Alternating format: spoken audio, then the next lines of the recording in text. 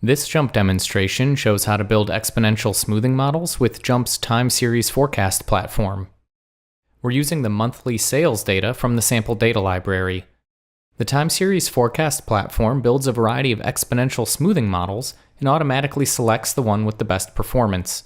The platform is particularly good for forecasting many time series at once, but we'll forecast just one series for now, sales in thousands of dollars.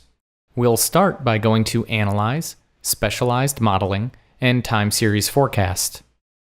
We'll place sales into the Y role. If we had additional series to forecast, we'd place them into this role as well. We'll next place date into the time role. This is optional, and if there is no time variable specified, JMP will assume the data are time sorted and in equally spaced intervals. When we click OK, we're presented with summary information for our time and Y variables. We're also presented with modeling options under the Modeling Specifications section. A subset of options are shown by default, and we can click the Complete Specifications tab to reveal all of the options.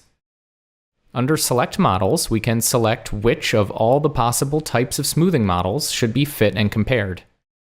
We also can set the time periods to forecast, the period or seasonality of our data, here 12 for monthly data, the model selection strategy, and other options. When we click Run, JMP fits multiple smoothing models and selects the best performing one. Under Model Type, we can see which model this was. It was a model with multiplicative error, additive trend, and multiplicative seasonality. Below that, we're provided with a graph of the model and its forecast, as well as model parameter estimates and graphs of the forecasting errors.